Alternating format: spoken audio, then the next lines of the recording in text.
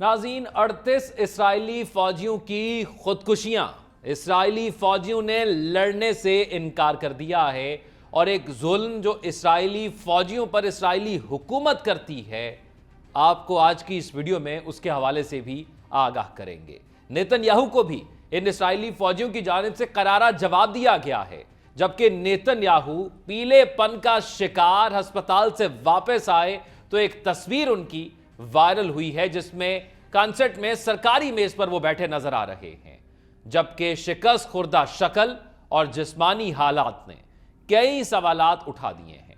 Hamas दोहा में नए मुज़ाकरात के साथ अहम जंगबंदी के मुतालबे पर लचकदारी का मुजाहिरा कर रही है, जबकि इसराइल को निशाना बनाने वाला मिसाइल अमरीकी थाड की एक और नाकामी और हौसी बागियों की जानिब से ये हक़ाइक़ सामने लाए गए हैं, जबकि एक ओहदेदार की जानिब से बड़ा इंकशाफ किया गया है, जिसके बाद इसराइलियों की पांव के नीचे से ज़मीन से रख गई है। अब इन तमाम तर तफसीलात पर आपसे आज बात करनी है। आप देख रहे हैं 92 न्यूज़ डिजिटल और मैं हूं ज़ौक अहमद। नाज़रीन, इसराइली फ़ौज में खुदकुशियों के वाक़यात में इजाफा हो गया है और इस इजाफे की वजह ज़हनी दबाव की जो शिकायत सामने आ रही हैं। इसराइली फ़ौज के तर्जुमान की जानिब से यह बयान सामने आया। इसराइली फ़ौज के तर्जुमान ने एक बयान में कहा है कि हज़ारों इसराइली फ़ौजियों ने गज़ा में लड़ने से इनकार किया है। वाज़ेह रहे कि इसराइल के हर शहरी को लाजमी तौर पर 2 साल फ़ौज में नौकरी करना पड़ती है और जंग होने की सूरत में हर इसराइली शहरी को महाज पर जाना पड़ता है, बेशक वो इस काबिल हो भी ना कि वो महाज पर जा सके, क्योंकि आपको जंग में जाने के लिए ज़हनी तौर पर भी बहुत ताकतवर होना पड़ता है। जबकि इसराइली कवानीन के मुताबिक जंग में लड़ने से इनकार पर शहरी को जेल भी हो सकती है। इसी वजह से इसराइली मुल्क छोड़कर बाहर जा रहे हैं। फौजियों ने ज़हनी दबाव की वजह से जंगी जिम्मेदारियों से दस्तबरदारी इख्तियार की है। फौजियों में खुदकुशियों की तादाद में भी तशवीशनाक हद तक इजाफा हुआ है। इसराइली फौजी हुक्काम का बताना है कि साल 2021 से 24 तक इसराइली फौजियों ने जो तादाद सामने आई है खुदकुशियों के हवाले से, वो 21 सामने आई और फिर 2023 में हमने देखा कि 17 मजीद फौजियों ने खुदकुशियां कर ली थी। तो ये तादाद तकरीबन 38 हो गई है और ये सिर्फ इस कम अरसे के अंदर हमें सामने आ रही है। इसराइली फौजी हुक्काम के मुताबिक 2011 के बाद से एक बार फिर फौजी खुद को मार रहे हैं। खुदकुशी इसराइली फौज में मौत की एक दूसरी बड़ी वजह बनकर सामने आई है। इस खबर के मुताबिक गुज़िश्ता साल खुदकुशी करने वालों में 12 रिजर्व फौजी, 7 लाजमी सर्विस करने वाले फौजी और 2 करियर फौजी शामिल थे, जबकि गुज़िश्ता 2 सालों में जो फौजी ऑपरेशन फ़लस्तीनियों के खिलाफ किए गए हैं उसमें 807 इसराइली फौजियों को फ़लस्तीनी जंगजों की जानिब से हलाक किया गया है। इसके बरक्स नाज़रीन, नेतन्याहू की एक फ़ोटो मंजर आम पर आई है। आपको बताया था कि उनको एक मुहलिक बीमारी का सामना है, जिसके बाद उनको अस्पताल मुंतकिल किया गया था। वहाँ से इलाज के बाद 2 दिन बाद नेतन्याहू मंजर आम पर आए हैं और जब वो मंजर आम पर आए हैं तो हमने देखा कि उनका चेहरा जर्द पड़ा हुआ है और उनके चेहरे पर ये मायूसी के बादल छाए हुए हैं, क्योंकि इस मायूसी की 2-3 वजूहात नाज़रीन मैं आपको बताता हूँ। एक आपको कल बताई थी, उसमें एक वजह यह थी कि जो उनके वज़ीर दिफा और बड़े करीबी समझे जाने वाले थे, जिनको उन्होंने पहले खुद अपनी काबीना से निकाला और बाद में उनकी जानिब से पार्टी रुकनीत से, जो असम्बली के अंदर उनके पास पार्टी सीट थी, उससे भी इस्तीफ़ा दे दिया गया था। दूसरी बड़ी वजह यह है, जो ये खबरें सामने आ रही हैं, कि वहाँ पर फौजियों की जानिब से बार बार आवाज़ें उठाई जा रही हैं। जो लोग जंग से, हम जिनको गाजी कहते हैं, कि जो जंग से वापस आते हैं लड़कर, और वो लोग आकर जो दास्तानें सुना रहे हैं वो बड़ी हौलनाक है। और उनकी वजह से वो जब दूसरे लोगों को बताते हैं तो जो लोग वहाँ से लड़के आ रहे हैं वो जहनी कैफियत ऐसी है उनकी कि वो दोबारा उस जंग में जाने के काबिल नहीं है, और जिन लोगों को वो दास्तानें बताई जा रही हैं वो भी उससे खौफज़दा हो रहे हैं। और वो खौफज़दा इस बात से हो रहे हैं कि जो जुल्म और बर्बरियत वो लोग वहाँ पर ढा रहे हैं वो इससे खौफज़दा हो रहे हैं कि अगर हम वहाँ पर गए और हमें अगर अपने बड़ों के अहकामात मानने पड़े तो फिर हमें वहाँ पर बच्चों और ख़वातीन पर वो हथियार इस्तेमाल करने होंगे, जो कि हम किसी सूरत नहीं कर सकते। क्योंकि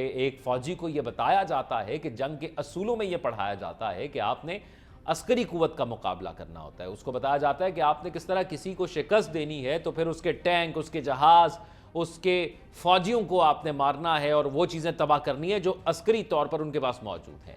لیکن یہ جنگ کے اصول میں بھی کہیں موجود نہیں کہ آپ وہاں پر خواتین پر جب جا کر اٹیک کرتے ہیں یا ان کو شہید کرنے کی کوشش کرتے ہیں یا ان کو مارتے ہیں، بچوں کو مارتے ہیں، نسل کشی کرنے کی کوشش کرتے ہیں، تو اس سے وہ لوگ خائف ہیں اور اس سے وہ لوگ بھاگ بھی رہے ہیں، ڈرے بھی ہوئے ہیں۔ تو یہ ایک بڑی وجہ ہے۔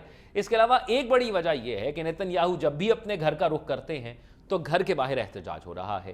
جب بھی وہ گھر پہنچتے ہیں تو باہر سے ان کو استعفے کی آوازیں آتی ہیں کہ ان کے اپنے لوگ اسرائیل میں رہنے والے بار بار کہتے ہیں کہ استعفیٰ دو۔ اس کی بنیادی وجہ جو لوگ ان کے گھر کے باہر جمع ہوتے ہیں، وہ بنیادی وجہ یہ ہے کہ جو لوگ یرغمالی بنائے گئے تھے، اسرائیل کے جو لوگ یرغمالی بنائے گئے تھے فلسطین کے اندر، یہ ان کے اہل خانہ ہیں جو بار بار آ کر یہ فریاد کر رہے ہیں نیتن یاہو سے کہ ہمارے بچوں کو آپ فلسطین سے کوئی معاہدہ کر کے واپس لے کر آئیں۔ اور ان میں وہ لوگ بھی موجود ہیں ناظرین۔ اب کیونکہ تقریباً کہا جاتا ہے کہ 100 کے قریب وہاں پر ایسے لوگ موجود ہیں اسرائیل کے جن کو یرغمالی بنایا گیا ہے، اور اب رپورٹس میں یہ بتایا گیا تھا کہ تقریباً 50 لوگ ایسے تھے جن کو یرغمالی بنایا ہوا تھا 100 میں سے، جن کو اسرائیل کی اپنی بمباری کا نشانہ بن کے وہ وہاں پر مر چکے ہیں۔ تو یہ ان کے اہل خانہ بھی وہاں پر موجود ہوتے ہیں اور وہ بار بار کہتے ہیں کہ آپ فلسطینیوں پر تو بمباری کر رہے ہیں، آپ جو ہمارے بچے وہاں پر یرغمالی بنے ہوئے ہیں آپ ان پر بھی بمباری کر رہے ہیں، اور آپ کی اس صہیونیت کی وجہ سے وہ لوگ وہاں پر شہید ہو رہے ہیں یا وہ مر رہے ہیں، جاں بحق ہو رہے ہیں، ہلاک ہو رہے ہیں۔ وہ اس بات کا بھی کرتے ہیں۔ تو ہسپتال تھے، ہسپتال سے واپس گھر جانے کا جب سوچا تو گھر کے باہر بھی احتجاج کا ایک سلسلہ جاری تھا۔ تو ایک بڑی ذمہ داری یہ بھی وہاں پر نظر آئی۔ دوسری جانب وہاں معاہدے کی باتیں ہو رہی ہیں۔ اس معاہدے کے اندر اسرائیل یہ چاہتا ہے کہ ان کے جتنے بھی یرغمالی وہاں پر موجود ہیں ان کو واپس لایا جائے۔ اس حوالے سے جو خطے کے دیگر اسلامی ممالک ہیں اس میں خاص طور پر قطر کی بات کر لی جائے تو وہ بڑا پیش ہے اور مذاکرات اس حوالے سے ہو رہے ہیں۔ لیکن امریکہ کی جانب سے بھی 20 تاریخ بڑی اہم ہے۔ ڈونلڈ ٹرمپ جیسے ہی آئیں گے تو اس کے بعد پوری دنیا میں کوئی منظرنامہ تھوڑا سا تبدیل تو ہوگا، بڑی تبدیلی تو نہیں ہوگی، لیکن کیونکہ یہ وعدے اور دعوے بہت زیادہ ڈونلڈ ٹرمپ کر چکے ہیں کہ ہم جنگ بندی کریں گے اور میں جنگوں کا حامی نہیں ہوں، تو اسرائیل پر ایک بھاری ذمہ داری آ رہی ہے یا وہ بوجھ فیل کر رہے ہیں، کیونکہ وہ اس جنگ کو مزید کھینچنا چاہتے تھے۔ وہ چاہتے تھے مزید نسل کشی کی جائے۔ میں آپ کو 3-4 دن پہلے بتا چکا ہوں کہ 6% آبادی کم ہو گئی ہے غزہ کی۔ تو وہ یہ چاہتے ہیں کہ جتنی زیادہ وہ بربریت کرنا چاہیں اتنی وہ کر دیں، اور جتنے بھی وہاں پر ہمارے بہن بھائی موجود ہیں فلسطین کے اندر، غزہ کے اندر، وہ ان کو شہید کر دیں۔ لیکن کیونکہ ڈونلڈ ٹرمپ یہ وعدے کر چکے ہیں اور ان کے ساتھ وہ عراق جنگ کا ایک سلسلہ بھی جوڑا جاتا ہے، تو پھر یہ لگ رہا ہے کہ 20 تاریخ کے بعد اسرائیل کو کسی نہ کسی طرح جنگ بندی کرنی پڑے گی۔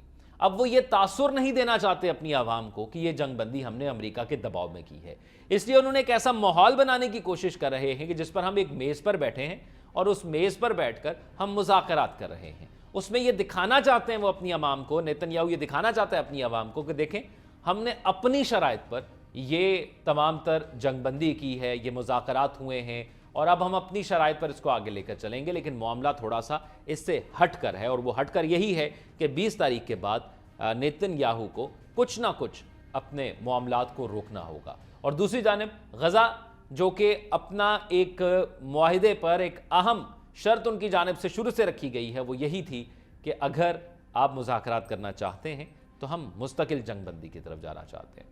لیکن ناظرین یہاں پر ایک اہم سوال یہ ہے کہ فرض کریں یہ مستقل جنگ بندی ہو جاتی ہے، جو کہ آئیڈیل سچویشن ہے، ہم چاہتے ہیں ہمارے مسلمان بہن بھائیوں کو شہید کیا جانا بند کیا جائے اور وہاں پر ایک امن قائم ہو، یہ مستقل جنگ بندی ہو جاتی ہے تو اس کے بعد کیا ہوگا؟ اس کے بعد کیا جو خدشے غزہ کو تھے کہ 6 سے 7 اسلامی ممالک اسرائیل کو تسلیم کرنے جا رہے ہیں، اور غزہ کی ایک جو وہاں پر نقشے کے اوپر ایک موجودگی ہے اور پھر ایک ان کی خود مختاری ہے، ان کو لگتا ہے کہ اس سے یہ ختم ہو جائے گی کہ ان کے آس پاس کے اسلامی ممالک جو ہیں وہ اسرائیل کو تسلیم کر رہے ہیں، تو یہ کتنا بڑا ایفیکٹ ڈالے گی؟ تو یہ بھی ایک بڑا ایفیکٹ ڈالے گی۔ تو ان کو ایک یہ بھی خدشہ ہے کہ یہ جنگ بندی ہو جاتی ہے تو جنگ بندی ہونے کے بعد کیا معاملات پھر اسی طرح آ جائیں گے؟ اسرائیل کی بربریت کو، یہ سب کچھ جو انہوں نے کیا ہے، اس سب کو پھر بڑے اسلامی ممالک تسلیم کر لیں گے اور پھر ہماری آواز ایک بار پھر سے دب جائے گی۔ تو یہ بھی ایک بڑا خدشہ غزہ کی جانب سے سامنے آتا ہے۔ آپ اپنی کیا رائے رکھتے ہیں؟ آپ کمنٹس میں آگاہ کیجیے گا۔ اپنا خیال رکھیے گا۔ اللہ حافظ۔